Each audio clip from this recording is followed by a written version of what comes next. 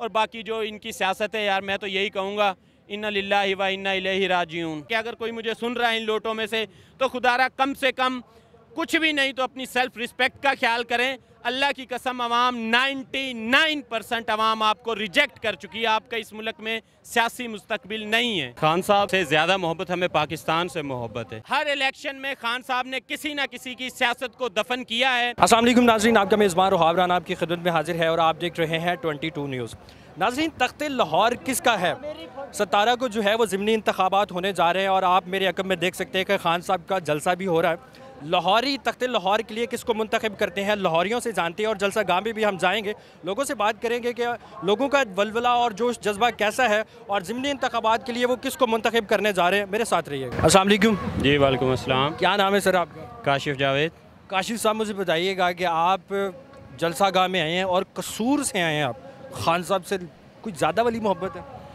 खान साहब से ज़्यादा मोहब्बत हमें पाकिस्तान से मोहब्बत है, इस धरती से मोहब्बत है, इसीलिए हम जो है कसूर से आए। और अल्हम्दुलिल्लाह आज खान के PP 168 वाला जलसा भी जो है वो अटेंड किया है। उसके बाद शबीर गुज्जर वाला जलसा भी अटेंड किया है। अब ये तीसरा जलसा है जो हम अटेंड कर रहे हैं खान साहब का, 170 वाला। इतवार को ज़िमनी इंतखाबात होने जा रहे हैं, तख्ते लाहौर के लिए एक वारिस मुंतखब किया जाएगा, क्या लगता है कौन है वो? देखें, जो इन्होंने न्यूट्रल्स ने, पाकिस्तानी जुडिशरी ने और तमाम इदारों ने जो तख्त लोहार मुंतखब किया हुआ है वो आप सब के सामने, लेकिन बेसिकली वो तख्त लोहार ही है, उसका अवाम से उनका बराह रास्त ना तो कोई ताल्लुक़ है और 99% अवाम उनको रिजेक्ट कर चुकी है। अवाम ना उनको कबूल कर रही है। इस वक्त जो इम्पोर्टेड गवर्नमेंट की सूरत में हमारे ऊपर मुसल्लत हैं, अवाम उनको भी जो है वो किसी सूरत कबूल नहीं कर रही है। और ये जो ज़िमनी इलेक्शन अदालत के एक फ़ैसले की वजह से ये डिस्क्वालीफाई हुए, ये जो लोटे हैं, ये खान साहब ने हर दौर में, हर इलेक्शन में खान साहब ने किसी न किसी की सियासत को दफन किया है और खान साहब एक सितारे की तरह चमके हैं। और इस दफ़ा जो खान साहब ने इस ज़िमनी इलेक्शन में जो खान साहब दिखाएगा आपको, वो ये है कि जो लोटे हैं वो ना घर के रहे, ना बाहर के रहे, ना उधर के रहे, ना उधर के रहे, उनकी ज़मानतें हमेशा के लिए ज़ब्त हो गई हैं और उनका इन मुल्क के मुस्तकबिल के साथ कोई लिंक नहीं है, इस मुल्क के अच्छाई के साथ कोई उनका लिंक नहीं है। हाँ, बुराई में उन्होंने अपना किरदार ज़रूर अदा किया, अपने आप को बेचा, अवाम के वोटों को बेचा, अपने हलके की जो गरीब अवाम ने जो उनसे उम्मीदें लगाई उसको बेचा और वो आज फिर इतने ढिठाई से वो इलेक्शन लड़ रहे हैं, वो कैंपेन्स में जा रहे हैं जो उनके साथ हो रही है। मैं तो यही कहूँगा उनसे कि अगर कोई मुझे सुन रहा है इन लोटों में से, तो खुदारा कम से कम कुछ भी नहीं तो अपनी सेल्फ रिस्पेक्ट का ख्याल करें। अल्लाह की कसम, अवाम 99% अवाम आपको रिजेक्ट कर चुकी है। आपका इस मुल्क में सियासी मुस्तकबिल नहीं है। मौजूदा हुकूमत की अगर कारकर्दगी की बात की जाए तो आप मौजूदा हुकूमत की कारकर्दगी से खुश हैं? जी, अगर मैं PDM से ताल्लुक़ रखता हूँ, अगर मैं पटवारी हूँ, अगर मैं जाला हूँ, तो मैं बहुत खुश हूँ, क्योंकि मैंने आते ही मैंने देखा, हमने नैब को ख़त्म किया, आते ही मैंने देखा कि जो तफ्तीशी ऑफिसर्स हैं उनको हार्ट अटैक हुए, आते ही मैंने देखा जो इनकी मनी लॉन्ड्रिंग के केस में जो इनका मुद्दई था, जिनको इन्होंने दुबई रवाना कर दिया था, उसको हार्ट अटैक हुआ। आते ही मैंने देखा कि जो तफ्तीशी ऑफिसर्स के पास इनके केसेस थे, इन्होंने उनका ट्रांसफ़र्स किया। आते ही मैंने देखा कि NRO 2 16 अरब रुपए की करप्शन, ये इम्पोर्टेड वज़ीर आज़म पे जिस दिन इन पे ये लगना था कि ये जो है नाअहल होने जा रहे हैं, उस दिन इन्होंने वज़ीर आज़म का हलफ लिया।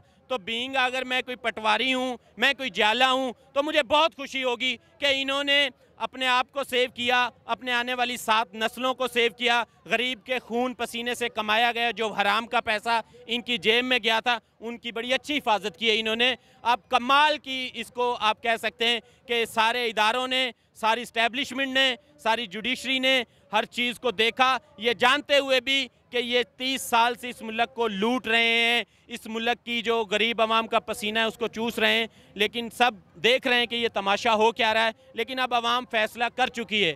आवाम को ज़रूरत पड़ी तो टैंकों के नीचे लेटेगी भी, गोलियों के सामने अपना सीना भी करेगी, और आवाम को ज़रूरत पड़ी तो ये जो सारा सिस्टम है इंशाअल्लाह ताला, ये श्रीलंका वाला सेटअप जो है वो आप देखेंगे, अगर ये ना सुधरे, ना संभले, तो आप इंशाअल्लाह ताला देखेंगे 1-1.5 महीने के अंदर कि यही पब्लिक जो आज आपको यहाँ नज़र आ रही है, ये सारी प्राइम मिनिस्टर हाउस में इंशाल्लाह ताला बैठी होगी और कोई टीवी देख रहा होगा, कोई स्विमिंग पूल में नहा रहा होगा और ये सब बेबसी की तस्वीर बॉर्डर पे बने देख रहे होंगे कि सिर्फ ये बेबसी की एक तस्वीर होंगे, इससे ज़्यादा ये कुछ नहीं कर सकते। अगर पेट्रोल की बात की जाए तो हमने देखा है कि माजी में हफ्ते में 2 मरतबा पेट्रोल की कीमतें बढ़ा दी जाती थी, इस बार कम कर दी गई। इस बार आपको नहीं पता क्यों कम कर दी गई हैं।